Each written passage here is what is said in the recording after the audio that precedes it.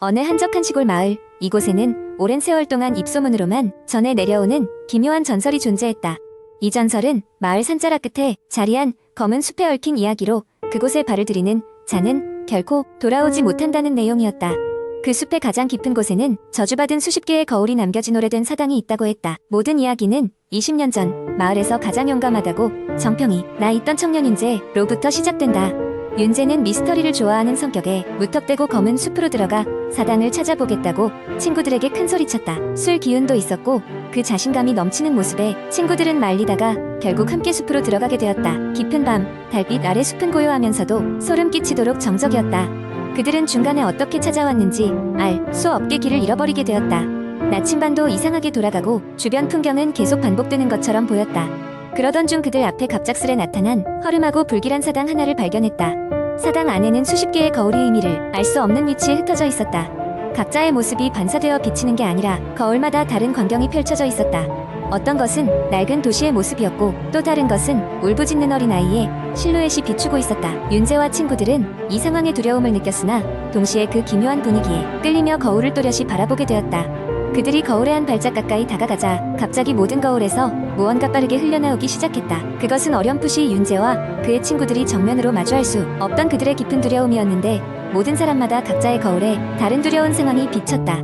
그런 상황에서도 윤재는 용기를 얻어 거울을 하나씩 돌려봤고 그때마다 묘한 현기증을 느끼곤 했다. 몇 시간이 흐른 것 같았지만 시간이 얼마나 지나갔는지 알 수 없었다. 결국 모든 친구들은 거울 속 환영에 올린 듯한 상태로 사당에서 탈출하려 했고 그 과정에서 끊임없이 출구를 찾고 헤매기 시작했다. 그들은 거울 사이를 뛰어다니며 출구를 찾았지만 끝없이 이어진 거울 복도 속에서 점점 서로를 잃어갔다. 윤재는 정신을 차리며 더 이상 이곳에 있어서는 안 된다는 생각에 가까운 거울을 부수려고 시도했다.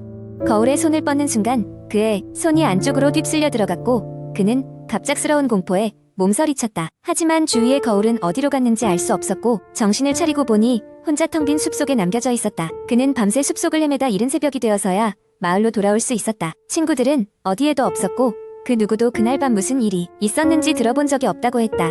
마을 사람들은 윤재의 이야기를 들으며 그가 겪은 일을 악몽이나 환상으로 치부했으나 윤재는 그 뒤로 몇 달간 두려움에 시달리며 심신이 쇠약해졌다.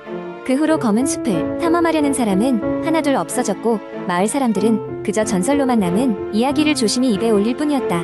이제 사람들은 검은 숲의 검푸른 나무들 사이에서 들린다는 울부짖음을 듣고선 누구인지 모를 잃어버린 영혼의 소리로 믿고 있는 것이다. 하지만 시간이 흘러 마을로 여행객들이 방문할 때마다 그 불길한 권유를 받는다. 검은 숲에 가지 마시오. 그곳의 거울은 당신을 삼킬 것입니다. 두 번째 이야기, 나는 어릴 적부터 공포 이야기를 즐겨 듣곤 했다. 부모님께서 출장을 가시던 어느 날 밤, 나는 특별히 더 무서운 이야기를 찾아 읽고 있었다. 그날따라 인터넷에서 찾은 공포 썰은 피부를 오싹하게 만드는데 제격이었다. 하지만 그 이야기들과 맞바꾼 나의 경험이 더 무서웠던 건 그때는 알지 못했다. 가을의 쌀쌀한 밤, 나는 집에 혼자 있었다. 부모님은 그날 밤 회사 일로 며칠 집을 비우신다고 했고 나는 특별히 무섭거나 이상할 것 없이 집에서 평범한 저녁을 보내고 있었다. 시간이 늦어지자 졸음이 서서히 밀려왔고 침대에 누워 몇 분 안에 깊은 잠에 빠졌다. 그런데 한밤중 문득 깨어난 나는 이상한 감각에 사로잡혔다. 집안이 너무나 고요한 데다가 어디선가 희미한 소리가 들리기 시작한 것이다. 처음에는 바람 소리겠지 하고 넘기려 했지만 그 소리는 점점 명확해졌고 무언가 툭툭 치는 듯한 소리로 바뀌었다. 그 소리는 마치 누군가 창문을 두드리는 소리 같았다. 처음에는 꿈인 줄 알았다. 하지만 소리에 집중할수록 그것이 현실임을 깨달았다. 두려움이 엄습해와 등골이 서늘해졌다. 방의 모든 불빛을 켜고 싶었지만 이상하게도 그럴 수가 없었다. 몸이 얼어붙은 듯 움직이지 않았다. 간신히 정신을 가다듬고 부엌에 있던 작은 랜턴을 손에 쥐었다. 문제의 소리는 내 방 창문에서 나는 것이었다. 나는 창문으로 조금씩 다가갔고 숨결이 들릴 정도의 거리에서 멈춰섰다. 창문 바깥은 깜깜해서 아무것도 보이지 않았다. 그때 문득 나는 창문 너머에 무엇인가 희미하게 서 있는 것 같은 느낌을 받았다. 심장이 요동쳤고 숨이 멎을 듯했다. 그건 분명 사람이었다. 하지만 그게 진짜 사람인지 아닌지는 알 수 없었다. 갑자기 창문을 세차게 흔드는 소리가 더 크고 강하게 들려왔다. 나는 공포에 질려 방으로 달려가 문을 잠갔다. 그때 이제는 뚜렷이 들리는 낮은 목소리가 들려왔다. 문을 열어주세요. 길을 잃었습니다. 지금껏 내 인생에서 들어본 가장 소름 끼치는 목소리였다. 창밖에서 울리는 목소리는 냉정하게 반복되었다. 나는 어떻게 할지 몰라 침대 밑으로 몸을 숨겼다. 한참을 그 아래에서 두려움에 떨다 엄마의 목소리가 담긴 침착한 전화가 울렸다. 가까스로 전화를 받으니 그들은 내 숨죽인 소리 너머에서 안도를 표했다. 경찰을 불렀으니 조금만 더 기다려. 어머니는 침착하게 말씀하셨다. 나는 그저 울며 아무 말도 하지 못했다. 그 목소리는 점점 작아지고 이리저리 이동하는 소리가 들리더니 이내 사라졌다. 그리고 얼마 지나지 않아 경찰차에 불빛이 집안을 환하게 비췄다. 경찰들은 집 주변을 조사하며 그 이상한 방문자를 찾았지만 아무 흔적도 찾을 수 없었다. 다만 창문틀 아래에는 사람의 손자국이 뚜렷이 남아있었고 그 모습은 한동안 내 뇌리에서 떠나지 않았다. 그날 밤 나는 내내 잠들지 못했다. 여름이 되기 전까지 그 방 창문은 아무나 쉽게 열 수 없도록 단단히 잠가두었다. 그 후로 이상한 일이 벌어지는 일은 없었지만 나는 여전히 그날 밤 창문에 서서 날 바라보던 그 존재를 잊을 수 없다.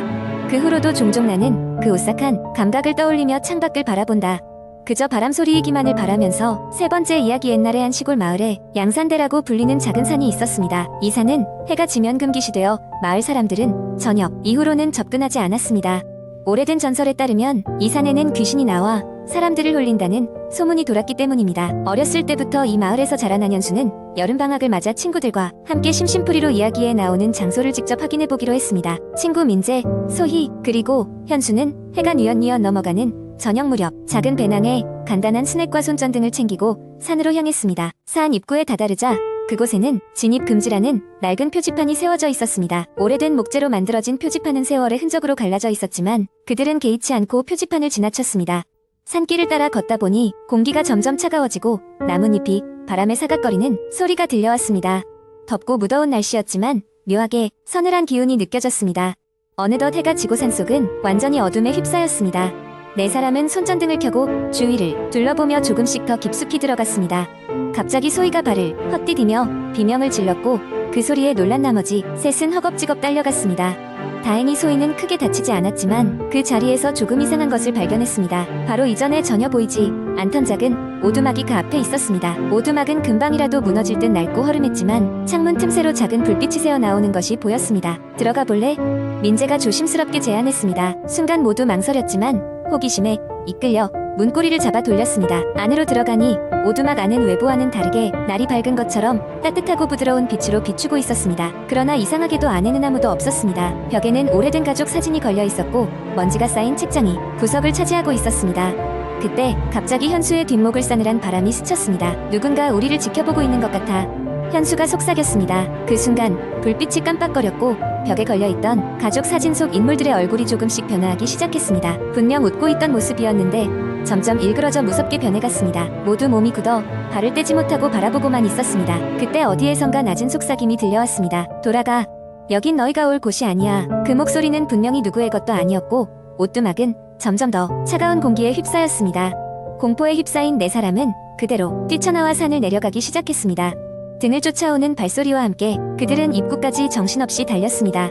마을로 돌아온 이후 네 사람은 다시는 양산대 근처에 가고 싶지 않다고 다짐했습니다. 시간이 흐르면서 그날의 경험은 모두의 기억 속에서 서서히 잊혀져 갔습니다. 그러나 어느 날 현수가 이상한 꿈을 꾸기 시작했습니다. 꿈속에서 그는 그 오두막 앞에 서 있었고 누군가가 계속해서 그의 이름을 부르고 있었습니다. 현수는 이 꿈이 평범한 것이 아니란 것을 깨닫고 시골에 계신 할머니에게 찾아가 조언을 구했습니다. 할머니는 양산대에 얽힌 이야기와 귀신을 달래는 방법을 알려주며 다시는 그곳에 가지 말라고 충고했습니다. 할머니의 말에 따라 현수는 오두막 근처에 가져갔던 물건들을 모두 소각하고 정화의식을 치렀습니다. 이후로 꿈은 더 이상 나타나지 않았습니다. 시간이 흘러 친구들과도 그날의 일을 농담처럼 이야기할 수 있을 만큼 마음이 편해졌습니다. 그러나 가끔씩 밤마다 들려오던 그 속삭임은 여전히 그의 기억 속 어딘가에서 아련히 남아있었습니다. 그리고 현수는 알 수 없는 이유로 다시는 그 산을 등지고 마을을 떠나지 않겠다고 결심했습니다. 양산대는 여전히 많은 사람들에게 미스터리로 남아있지만 누구도 그 이야기가 사실인지 목격자가 없습니다. 이는 아마 사람들의 상상력 속에서만 존재하는 전설일지도 모릅니다. 그러나 이 마을에 오게 된다면 해가 지고 난 뒤에는 신중해야 할 것입니다. 누가 알겠습니까? 어둠 속에서 누군가 속삭이며 다가올지 모르니까요.